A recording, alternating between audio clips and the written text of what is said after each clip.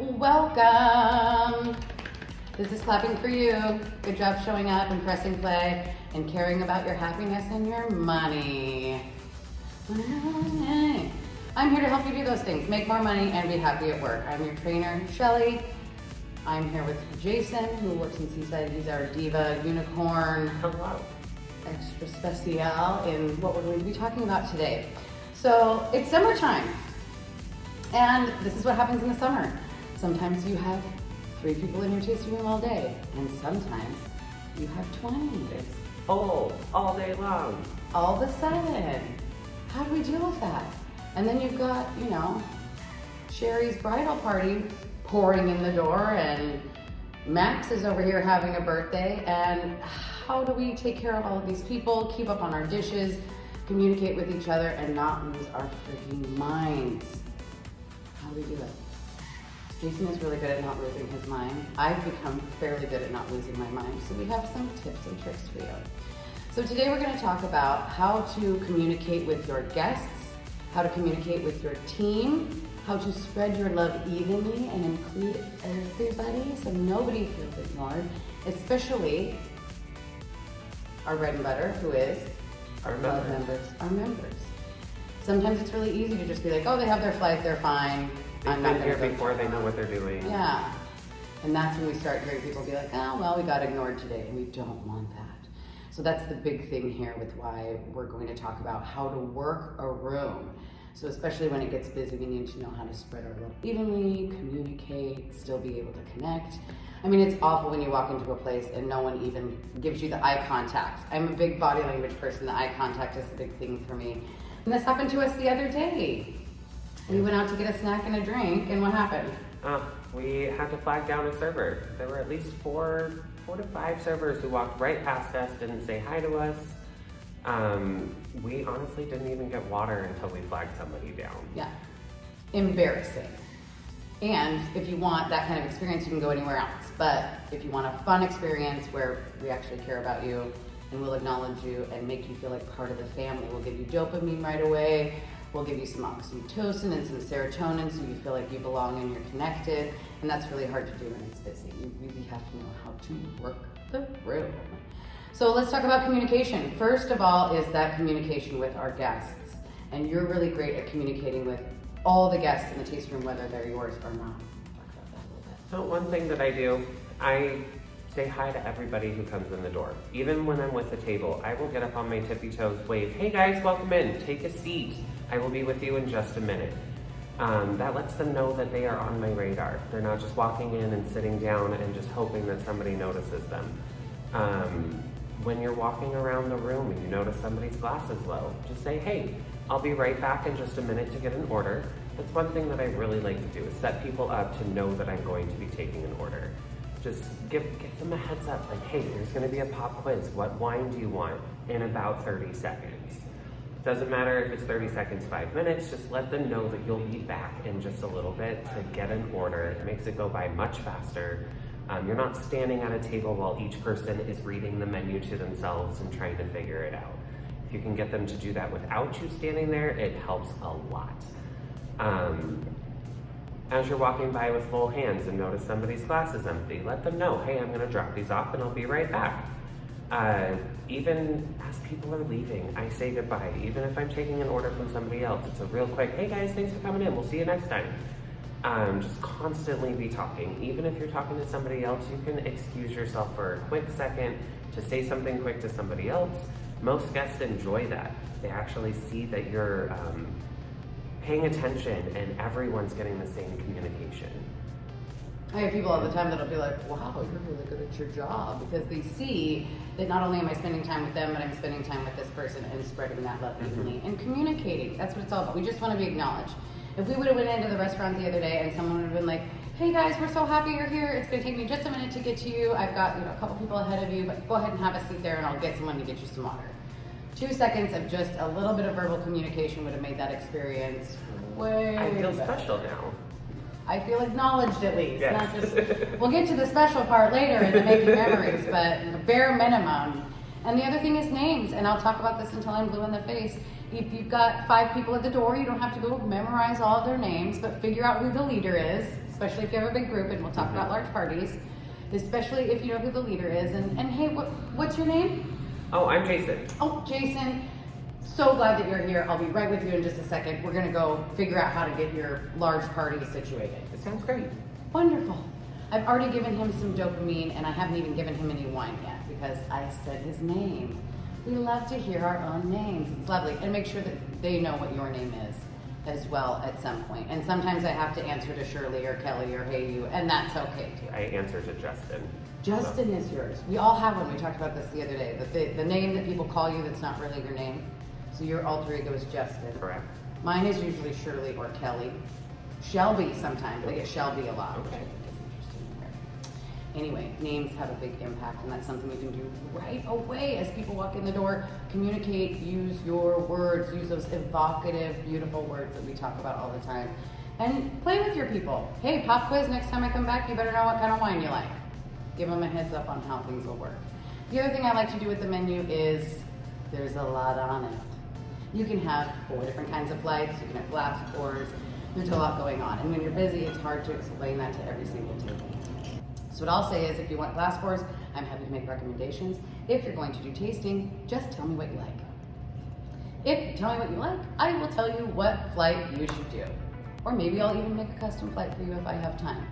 But that way you're not having to overly explain. And yes, you should always be talking, but with purpose.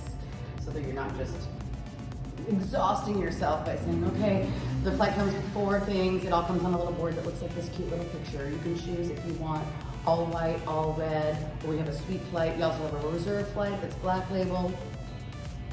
I'm not gonna say that to every guest. It's a lot to say. And That's you too start much. sounding like a broken record. When you're busy. Or if I have a girl that's like, oh, I just love big bold reds, I'm like, you deserve a reserve flight. Look at that. And if it's what you want, when I come back, then we'll get it going for you. Always bring people water, a little goldfish and chocolate, even if they don't ask for it. When you're busy, just bring it. Because then they have something in front of them. Always a good day. So communicating with those members on what's going on. Hey, it's crazy busy in here today. You guys brought the party. You're the host of a party is how I want you to get in your mindset. And if you're hosting a party at your home, say I'm hosting a party at home and Jason comes over and Jason walks in the door, I'm not just gonna ignore Jason.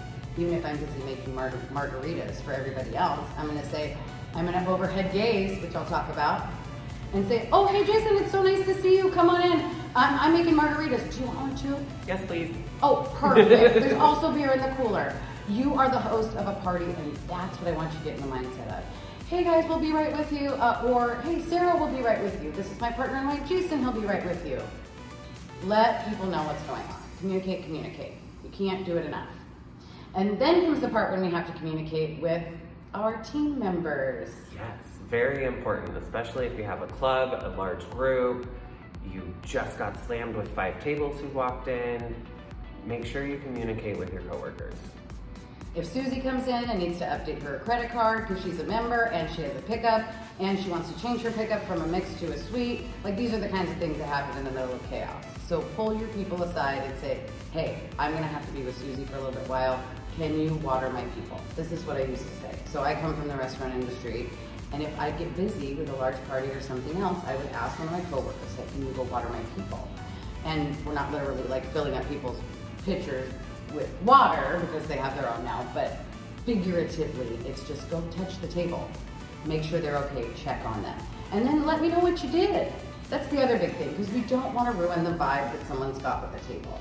We're into connecting with people. We don't want to go mess up somebody or have somebody bringing double pours of stuff because we didn't communicate. That's not helping. But if I see that there's a cute little couple in the corner and they're done with their sweet flight and they've never tried bombshell, hey, a magic 5th pour of bombshell seems like it's perfect for these guys. I'm gonna go tell Jason, hey, I brought your people some bombshell as their 5th pour. Thanks for letting me know. I was going to do the same. Now I can just ask what they thought of it.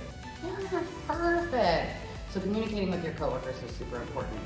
So the other tip that I have, it also comes from my restaurant background, which is full hands in, full hands out. So if you are going to the back for something, look around the room. I also will say, I'm taking a lap. I'm gonna take a lap. I'm gonna make a cheese plate. Does anyone else need a cheese plate?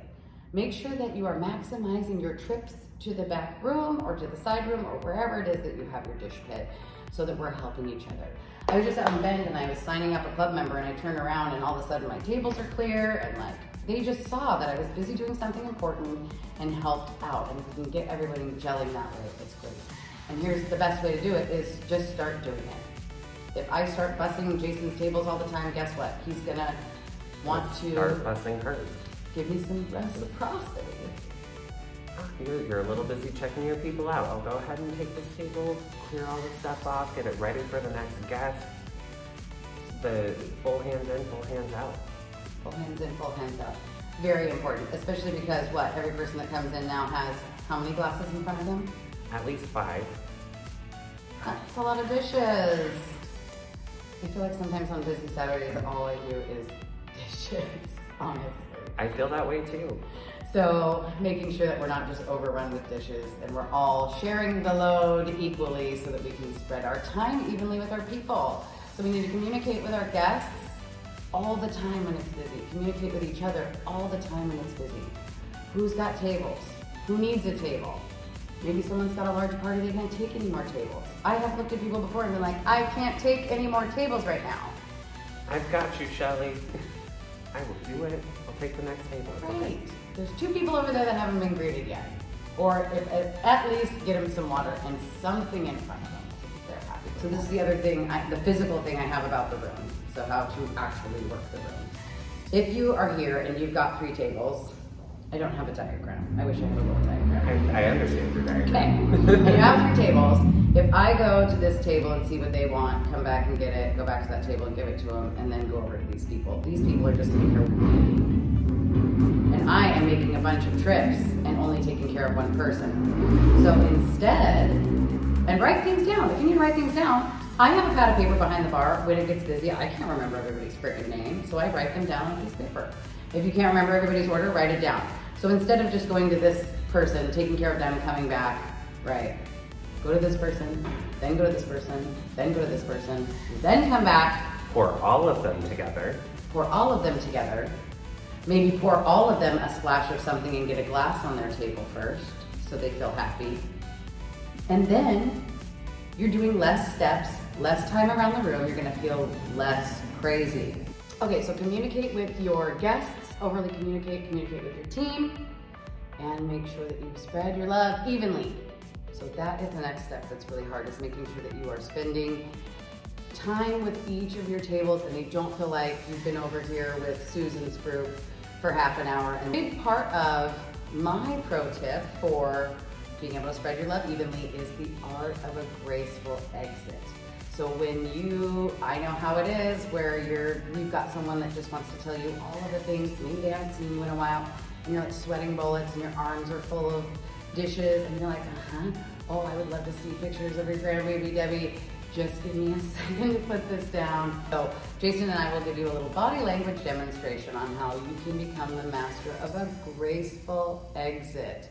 This will help save you a ton of time so that you can spread your love evenly to all of your tables. Okay, we have to stand up for this part. So, would you like to be the master of exiting a conversation gracefully? I do. I knew you did. This is how you do it with your body language. So, if we don't want to make people feel like they are not welcome, even though we got to go, here's the body language things. It's the reverse of the happy body language that we talk about.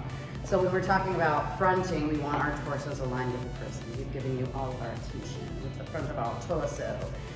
So when it's time to go, and maybe I've got Sally over here that's just like, oh, and I have to show you pictures of my grandkid, and we just went to Disneyland, and I'm gonna tell you all of these things and get up in your face.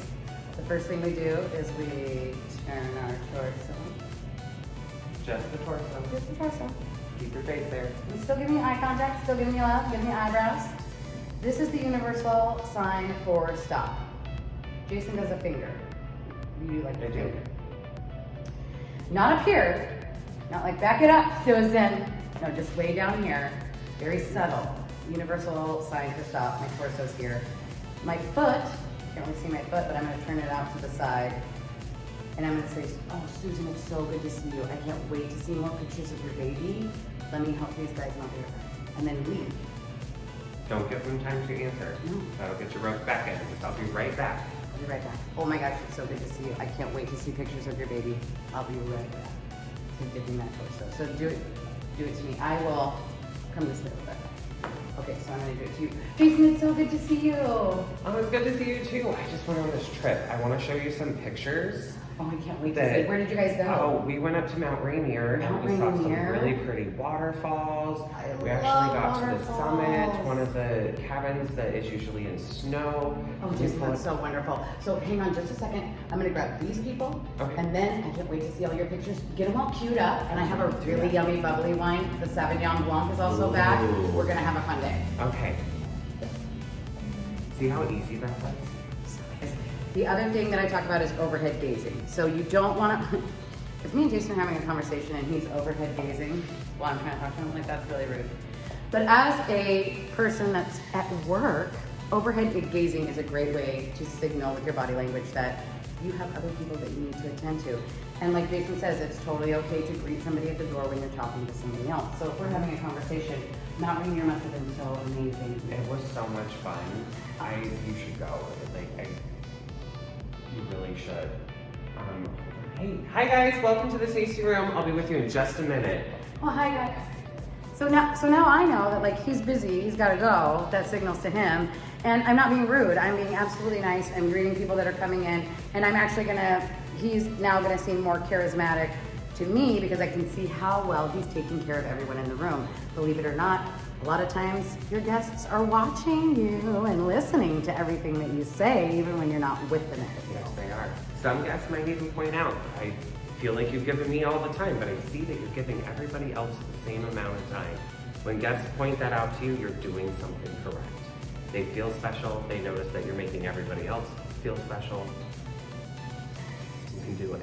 You can do it. And you can exit a conversation gracefully, acknowledge, use your body language, overhead gazing. All those things will work for you. And if you want more body language tips and tricks, I have so many. Talk to me. Isn't there a video on that somewhere? I think so. You can check out our YouTube. I know you want to be my subscriber. I have so many ways to help you make money. She's helped me a lot. Spreading your love evenly is also really hard when you get large parties. I know sometimes, you see the bachelorette group in matching tanks and penis hats or whatever they've got going on is like pouring into the tasting room. Do you cringe a little bit?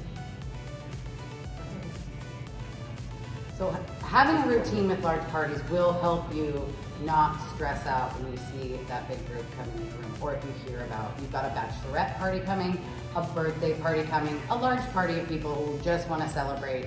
And guess what? We're known for that, so it's gonna happen. A destination for that.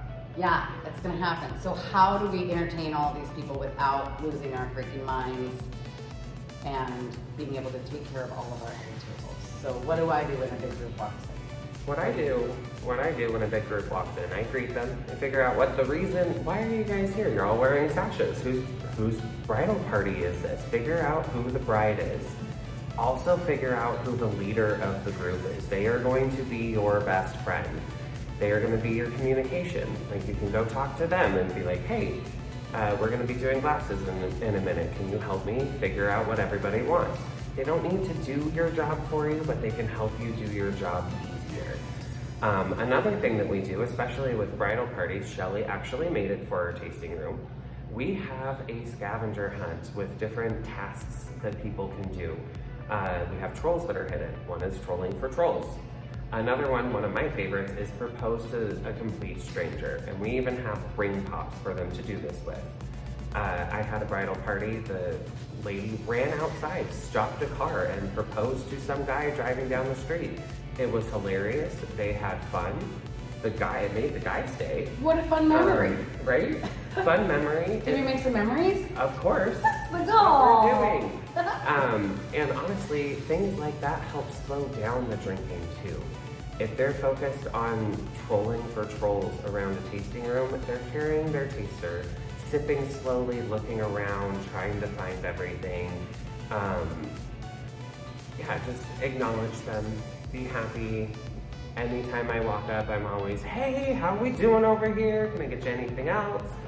Your attitude really helps the flow of their party. If you're down and worried about actually helping them, they're not gonna have as much fun. If you come over skipping and jumping, waving your arms, super excited that they're here, it's just gonna excite them even more and make the memory of being here that much better. You do this with your eyebrows too? It really helps a lot. Hey! I don't know that I can do that. I do this randomly. I think it's because we had to wear a mask for so long. I talk That with is my true. eyebrows a lot. So here's my pro tip. So we use the fifth pour a lot. Well, sometimes I like to use the fifth pour as the first pour. So as soon as we get people coming in, no matter what the group is, we're checking all of their IDs first, of course, because that's what we're supposed to be doing. I'm always like, whip it out. That's what I tell people about their ID. Mhm. And then it's fun and funny, and I'm like, yeah, I want to know your eye color and where you're from. Make sure you're legit, and we can give you some alcohol. So whip it out, and then I can give you some alcohol. And then I just pour everybody a splash of bubbles. Everybody in the group. I do this when I have 3 or 4 just single tables come in as well. Pour everybody a splash of something if you know you can't get to them for a while. Bubbly always works, especially when you've got celebrations happening. And I'm a red wine drinker, but I'll take some bubbles. People aren't gonna say no to bubbles or be upset that you gave them a little splash of sparkling. Using that fifth pour as a first pour sometimes can really help you. And then by the time you have time to get to the table, they already have a glass for tasting. That's less things that you have to carry. They already feel acknowledged and happy, and they're drinking bubbly. So they're okay to wait a little while until you can get to them if you have to take care of some other people. So feel free to do that. Now, if you have time, this is the other thing I like to do with bubbly. If I have someone who just got married or engaged or anniversaries, a great way to help people make memories is bring them some bubbles. Bring them some bubbles right away. If you don't have very many people in the tasting room, bring everyone some bubbles. Do a cheers to Samantha getting married or Bob and Sandy who have been together for 65 years. Have some fun with it, and that will help you have some more time to slow down. The bachelorette list can also be a birthday list. Give them a scavenger hunt or something fun to do, and then you don't have to do the entertaining.